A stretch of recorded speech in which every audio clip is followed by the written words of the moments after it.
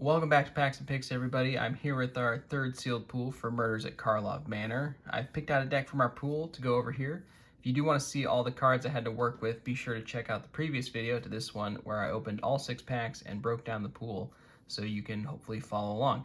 But let's dive in and see what I ended up with. First of all, I'm going to pull out Rakdos here. He's our mythic from the pool, and I just can't help but fixate on him, and he's definitely going to be a fixture of the deck building process as I try to find some deck that I could get him to fit into.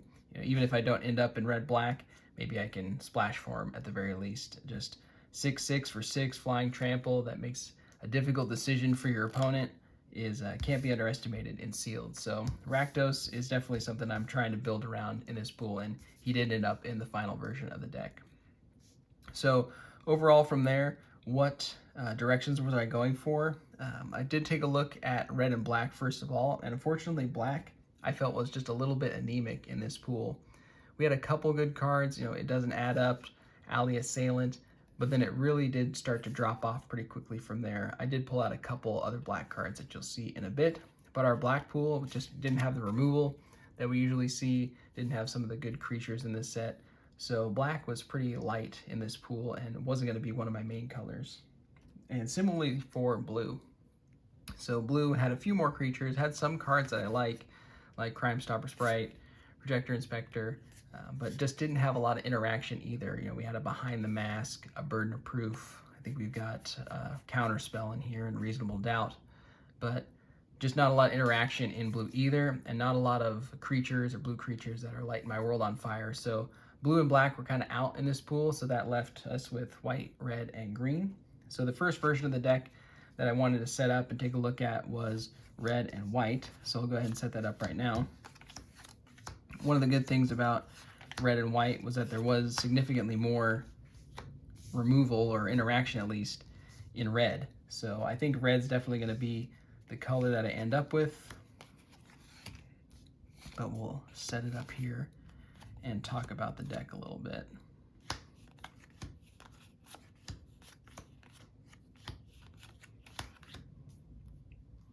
All right, so here is the red-white deck, and we are splashing black for the Rakdos over here. So a few things with red. We do have 3 burn spells in the form of, we got Shock, we got a Galvanize, and a Case of the Burning Masks. So for this reason, I really like building a deck around red, just because we have more interaction than with the other colors. We also got a pretty low curve, lots of 2 and 3 drops. We got some disguised creatures, and we've got a few anthem effects that can help pump up those creatures. So we got a War Leader's Call that we have access to, and then we also have On the Job, so we can pump up some of our smaller creatures.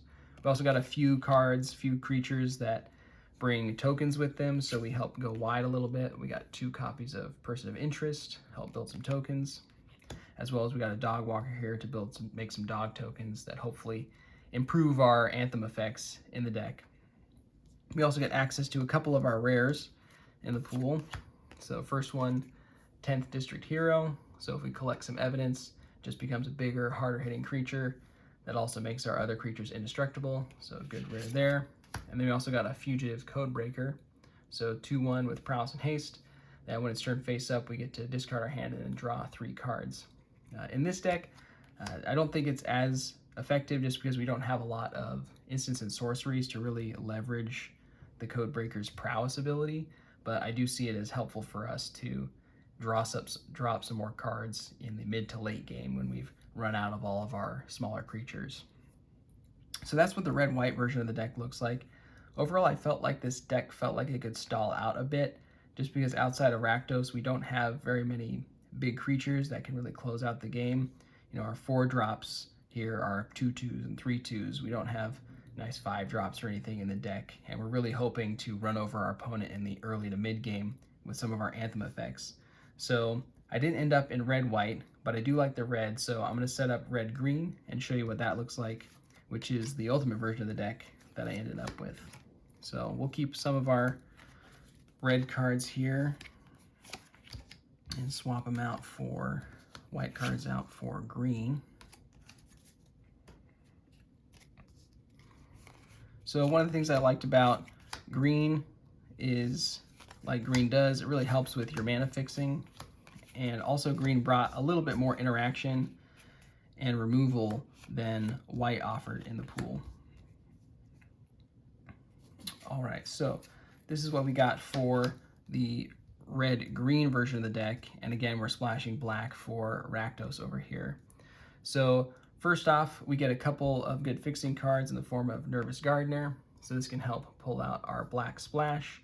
We do have a Raucous Theater that we did open, so that's going in the deck for sure. And then we also got a Topiary Panther, which can help us pull out a swamp or whatever land that we're missing in the deck. I've slotted it here in the 2-drop slot because I'm basically treating it like a land cycler as its official role in this deck. We also get a little more interaction, like I mentioned, so we've got another removal spell in the form of Hard-Hitting Question, and then some more interaction with things like Get a Leg Up, and then we also got Airtight Alibi. So just some more combat tricks that we have at our disposal. So another thing that's great too about the green deck is if we don't get our splash or someone kills our Rakdos, we might be able to, we have another option at the top end in the form of Topiary Panther. So maybe we cast this at 6 and we get a 6/5 that can help us finish out the game. And also the Fugitive Codebreaker, I feel like feels a little bit better in this version of the deck because we've got a little bit more ramp going on. We might have a better opportunity to empty our hands a little sooner, a little more reliably, so that when we flip Fugitive Codebreaker, we can just get the straight draw 3 cards off of the Fugitive Codebreaker. We also are able to use one of our other rares, so we got Case of the Locked Hothouse. So this is going to let us play more lands, maybe even potentially ramp into Rakdos. That's the dream scenario. So we've got Case of the Locked Hothouse. And then as far as our other splashes, I'm utilizing just the ability of Disguise to help smooth out our mana curve. We've got a Rakish Scoundrel here, so even if we don't hit our black splash early, we can disguise this, still keep playing the game, and maybe if we draw a Swamp later on, we can flip them up for some value. We've also got a Macabre Reconstruction. So I've put this here as a way to maybe buy back Rakdos, buy back some of our cards that are creatures that are going to help us win the game. But I do have a couple options in black that I think could easily be in the deck as well. We've got a Repeat Offender, so just a 2/1 for 2, but it does have a mana sink, so if we are ramping, getting more lands, we could dump some mana into Repeat Offender and make it a real threat. We've also got a Cease and Desist that we have access to in the sideboard as well. So that's green-red, and that's the deck that I ultimately ended up with.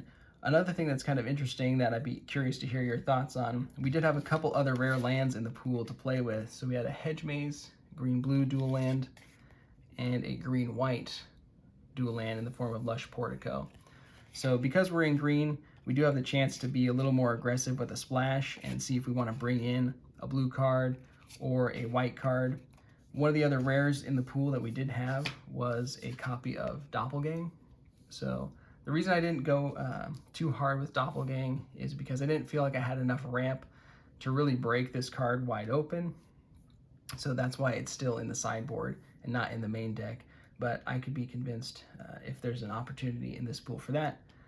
If we do go with the Lush Portico, bringing in a white splash, I could see us bringing in something like the 10th District Hero, because even late game, we could just rush those Collect Evidence triggers and pump up our 10th District Hero really quickly. So I could see us doing a white splash as well. But this is the deck as it sits. Let me know your thoughts. Do you like the red-white version more than this green-red version? Would you eke out another splash for either blue or white?